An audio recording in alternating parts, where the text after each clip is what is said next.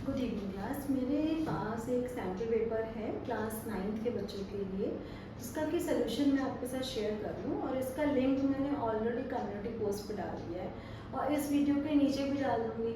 तो आप एक प्रिंट आउट निकाल लीजिए और ये सैम्पल पेपर प्रैक्टिस कीजिए। अगर आप ज़्यादा से ज़्यादा सैम्पल पेपर प्रैक्टिस करते हो तो आपके यही सारे क्वेश्चंस मेन एग्जाम में रिपीट हो जाएंगे। तो टर्म 1 की प्रिपरेशन मेरे साथ करते रहिए एंड आपके फुल मार्क्स आ जाएंगे। तो अभी मैं आपको एक पेपर है मेरे हाथ में जिसका मैं सेक्शन डी करवाने जा रही हूँ आपको। सेक्शन डी का जो फर्स्ट क्वेश्चन है वो चेक कीजिएगा।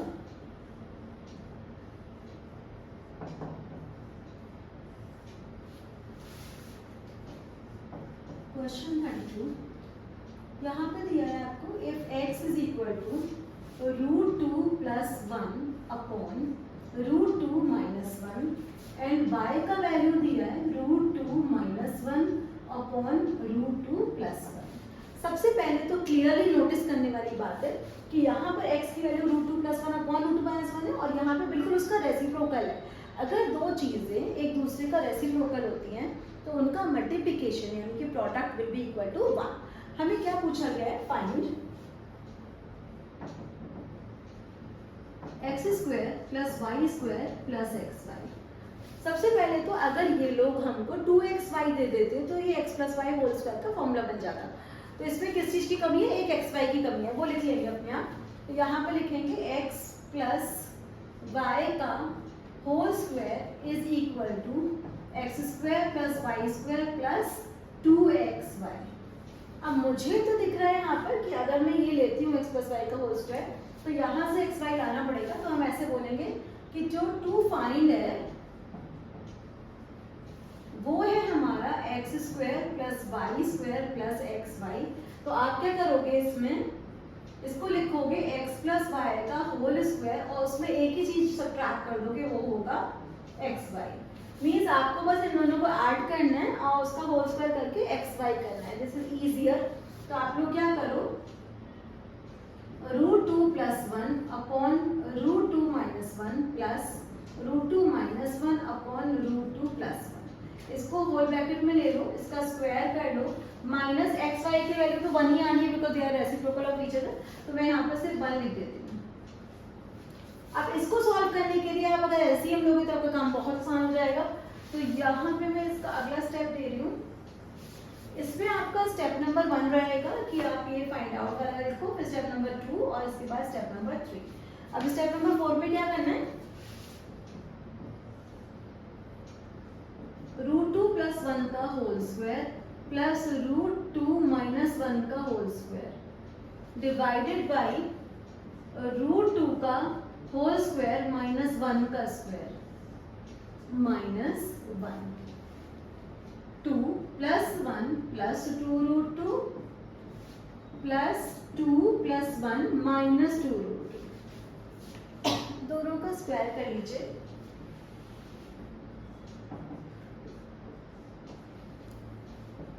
This irrational quantity will get cut।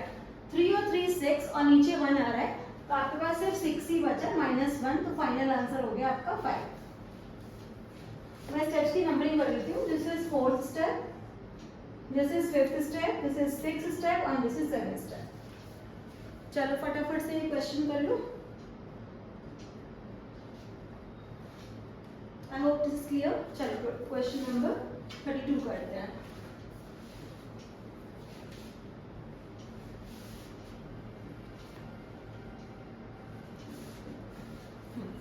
Question 32 देखिएगा।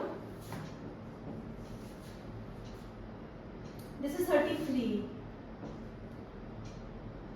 3a + 2b = 5c। बेसिकली हमको दिया गया है 3a + 2b - 5c = 0। अगर तीन क्वांटिटी का एडिशन 0 होता है तो हम कंडीशनल आइडेंटिटी अप्लाई कर सकते हैं।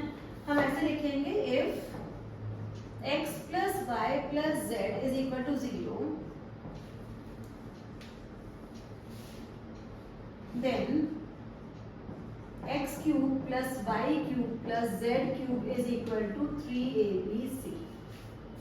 अब आपको इन तीन क्वांटिटी का सम तो 0 दे रखा है तो आपके पास क्या आने वाला है, देयरफॉर 3a का होल क्यूब प्लस 2b का whole cube plus minus 5c का whole cube is equal to 3 into 3a into 2b into minus 5c। अब देखो यहाँ पर क्या आने वाला है 27a cube plus 8b cube minus 125c cube is equal to, अब देखो क्या आएगा 3 3 9 9 2 18 और 18 5 से कितने होते हैं 900, सॉरी 85 से 90 एंड ABC 90 ABC आ रहा है इसका वैल्यू। तो हमें बोला गया है कि 27a cube 8b cube minus 125c cube की वैल्यू निकालो। एक चीज और दे रखी है यहाँ पे if ABC is equal to 0। अब सोचने की बात है अगर ABC 0 है तो इसका आंसर 0 ही हो जाएगा, तो फाइनल आंसर इज 0। तो आपके पास ये आंसर आ गया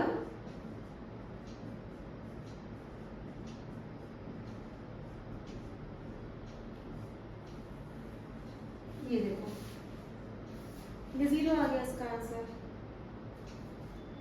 नेक्स्ट क्वेश्चन ज्योमेट्री का है, मैं आपको ड्रॉ करके दिखाती हूँ।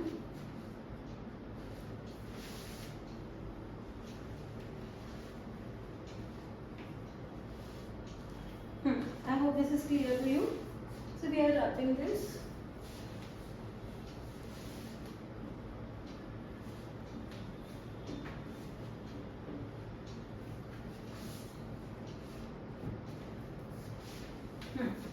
ये क्वेश्चन बहुत ही सिंपल सा लग रहा है देखने में मुझे।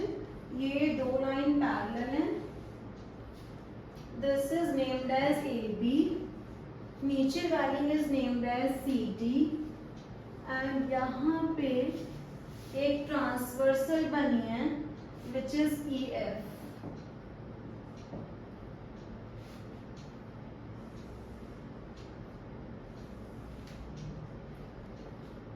This is P। अब देखो कौन कौन से एंगल गिवन है और कौन से फाइंड आउट करने हैं।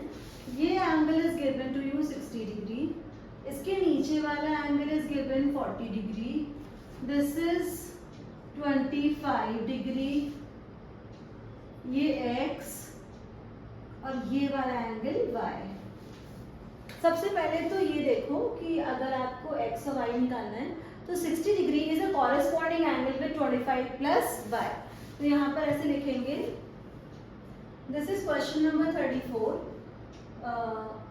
25 degree plus y is equal to 60 degree corresponding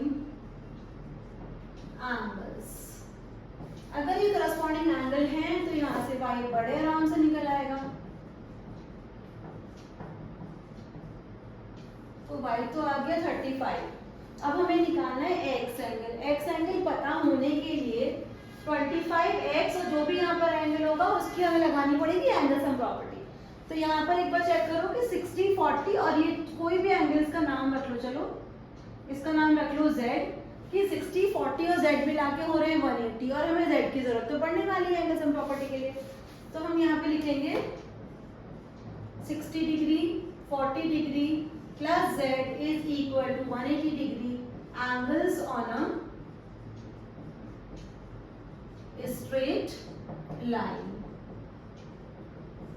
angles on a straight line, तो अब ये 100 हो गया और z is equal to 180 minus 100, z की वैल्यू आ गई 80 डिग्री। अच्छा अब निकालना है x, तो x के लिए तो एंगल सम प्रॉपर्टी लगेगी। तो in triangle EPF apply angle sum property ASP। इधर दिखाते हैं आपको, this is 25 plus x plus z की वैल्यू 80 आ चुकी है is equal to 180 angle sum property। 80 को सब्ट्रैक्ट करोगे तो x की वैल्यू आ रही है 100 minus 25, तो x की वैल्यू हो गई 75। चलो x भी आ गया आपका, z तो नहीं निकालना था हमें, तो x और y निकालना था। आई होप दिस इज क्लियर। फिर एक और इसमें प्रूविंग का समय वो भी करा देते हैं आपको।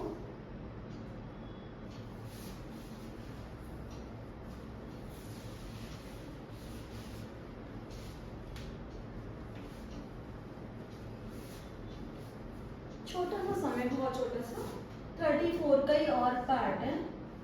If the transversal intersect two lines such that the bisector of the pair of alternate angle are parallel, prove that the lines are parallel.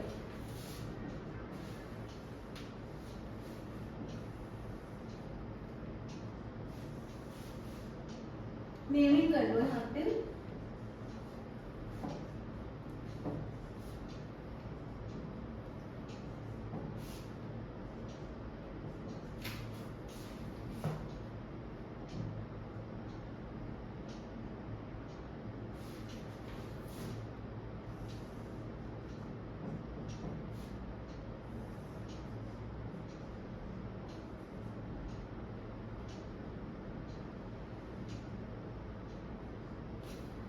जो पैरेलल दे रखे हैं उसके वो पैरेलल के साइन बना लो।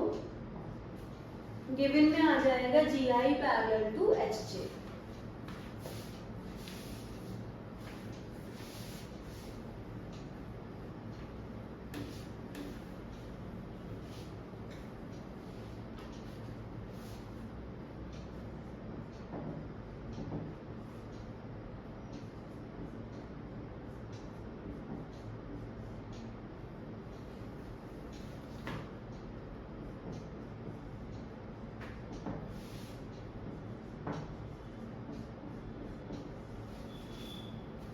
AB parallel to CG।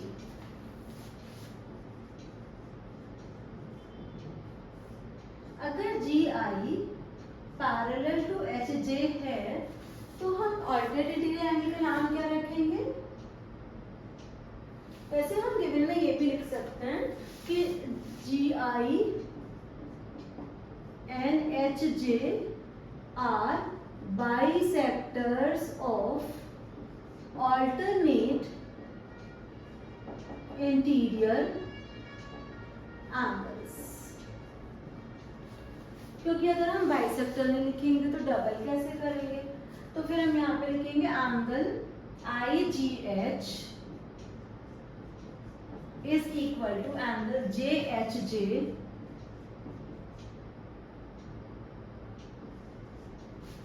alternate interior angles.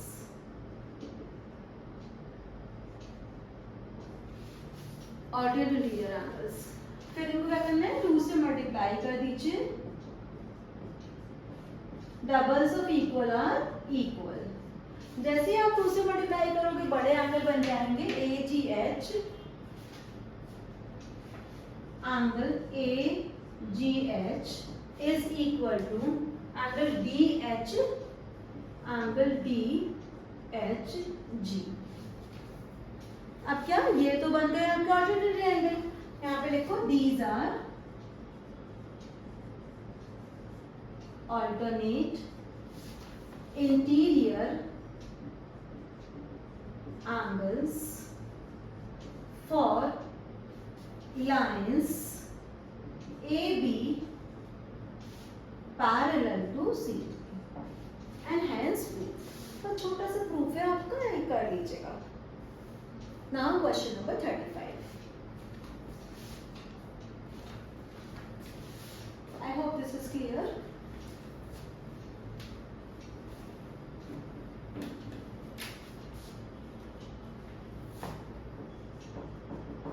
Question number 35 में भी you need to understand figure first of all, because यहाँ पे आपको दिया एक स्क्वायर, लेबलिंग है ABCD,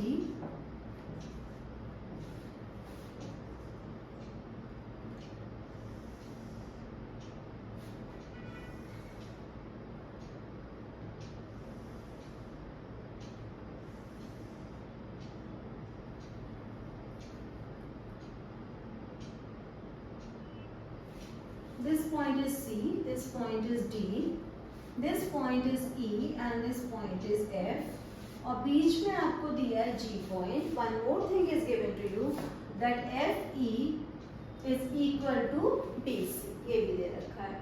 तो हम पहले गिवन लिख देंगे।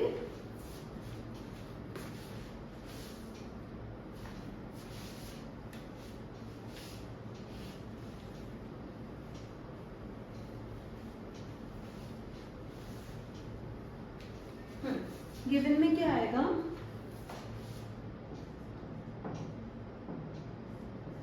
ABCD is a square। दूसरी चीज आएगी इसमें BC is equal to EF। To prove first part, triangle ABC congruent to triangle AEF। Second part, triangle ACG congruent to triangle AEG। दो ट्रायंगल की कॉन्ग्रुएंसी करनी है, तो आप पहले वो ABC का कर लीजिए।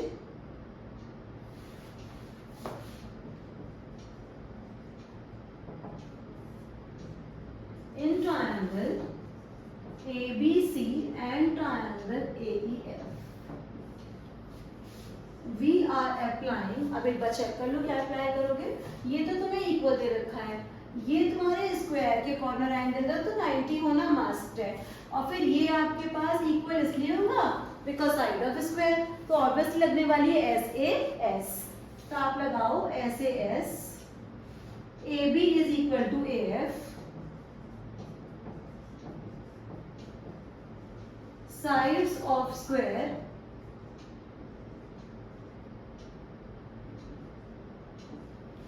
फिर उसके बाद एंगल के लिए लिखेंगे angle B is equal to angle F 90 degree each. फिर लास्ट है आपका BC is equal to FE given. चाहे सब सारी चीजें लिख दी, तो लास्ट में आप लिखने वाले हो ABC congruent to triangle AEF by using SAS। अगली कॉन्ग्रुएंसी के लिए इससे लाइंस भी ले लो, AE is equal to AC, so that वो आपकी अगली बार काम आ जाएगी। This is obviously by CPCT। CPCT की फॉर्म क्या होती है, corresponding part of congruent triangle। So first part is done, now we'll be proving second part।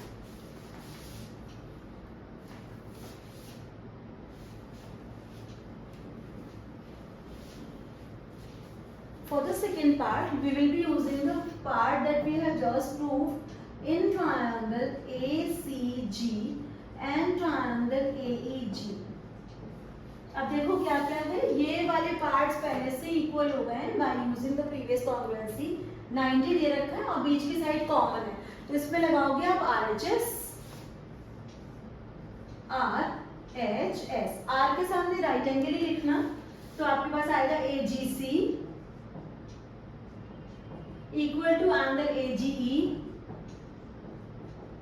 90 degree each, that's given also, ये तो दे ही रखा है आपको। फिर H hypotenuse का मतलब AE is equal to AC proved above।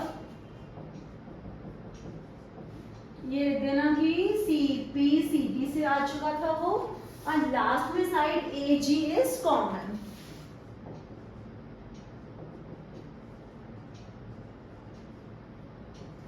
Triangle ACG भी हो गया है कॉन्ग्रुएंट AEG के, एंड यू आर डन। इसी सेक्शन में हमारे पास एक और क्वेश्चन है जो बहुत ही नया सा क्वेश्चन लग रहा है मुझे, तो वो भी करा देते हैं आपको। आई होप दिस इज क्लियर। 35 का और भी कर लीजिए मेरे साथ, तो आपका एक सेक्शन कंप्लीट हो जाएगा, section D।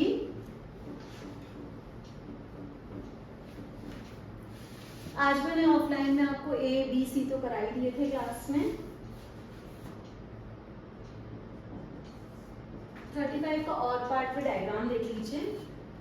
There is a square named as ABCD। M is the midpoint of AB and that is joined with C।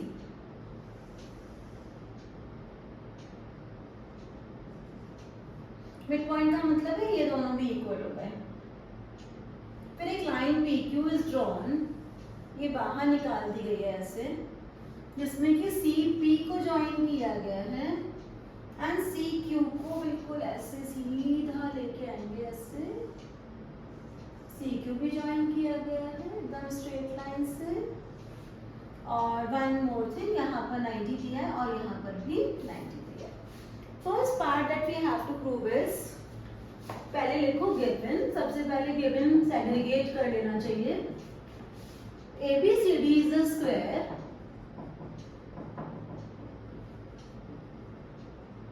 फिर दूसरा पॉइंट है हमारा M is a mid point of AB। फिर आपके पास तीसरा पॉइंट है PQ perpendicular to CM।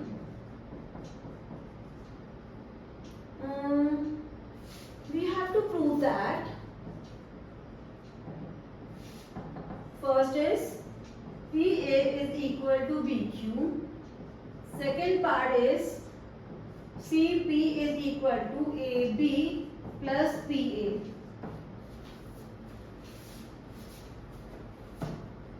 PA is equal to BQ में तो आपको साफ नजर आ रहा है कि आपको कॉन्ग्रुएंसी करनी है PAM और QBM की।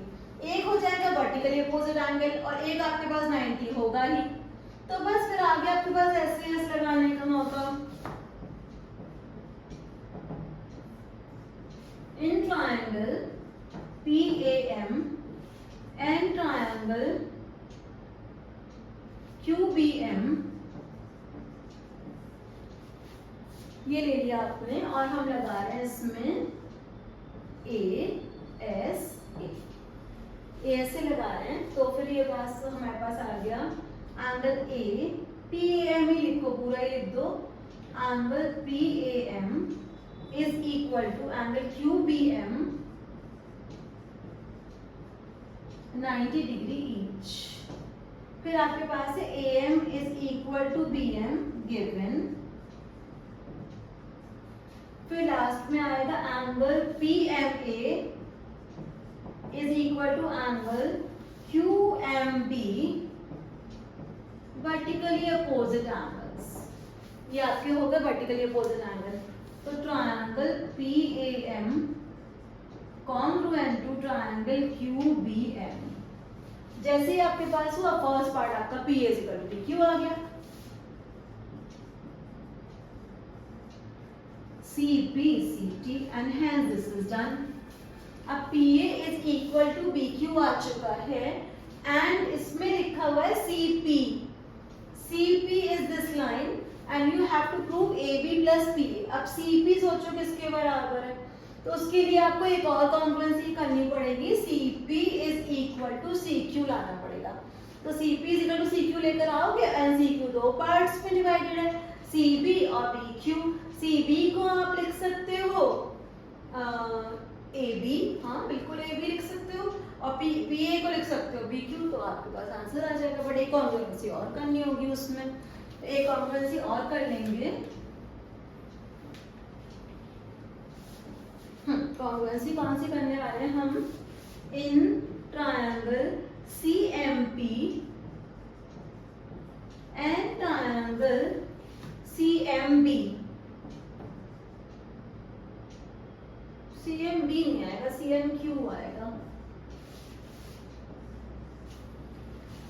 अब देखो इसमें ये साइड कॉमन है, ये 90 डिग्री है, और अभी जो कॉन्ग्रुएंसी करी थी उससे PM is equal to QMP आ जाएगा। तो हम लोग क्या लगाने वाले हैं इसमें? SAS CM is equal to CM common, या सीधा सीधा CMS कॉमन भी लिख सकते हैं। Angle CMP is equal to angle CMQ 90 degree each. फिर तीसरी चीज क्या होगी इसके अंदर? PM is equal to QM, CP CT of the previous congruency। तो आपके पास आ जाता है CMP is equal to congruent to CMQ by using SAS। अब देखना है इससे CP CT क्या लेंगे? CP is equal to CQ। CQ को दो पार्ट्स में डिवाइड कर दीजिए, ये आपका CP CT से ही आ रहा है। CQ को दो पार्ट्स में डिवाइड कर दीजिए, यहाँ पे लिख दीजिए CB plus BQ। CB is a side of square, तो आप किसी भी साइड से रिप्लेस कर सकते हो उसको। तो आपने AB लिख दिया और बी क्यू को आपने अभी अभी प्रूव किया है कि वो ए पी के बराबर है, और आपका डन। तो आपका सेकेंड पार्ट भी फिनिश हो गया and hence proved. Keep practicing with me. मैंने आपको पूरा डी सेक्शन करा दिया, इसमें सारे और क्वेश्चंस भी करे हैं। तो हमने किए 1 2 3 4 and 5 and 6 questions. I hope ये 6 क्वेश्चन आपको क्लियर हो गए होंगे और आपकी हेल्प हो जाएगी। एंड आप सेक्शन ई कीजिए, सेक्शन ई में काफ़ी ग्राफ्स भी हैं, वो कर लीजिए। अगर कोई डाउट होगा तो मैं नेक्स्ट वीडियो में बताऊंगी। All the best, keep practicing, keep practising.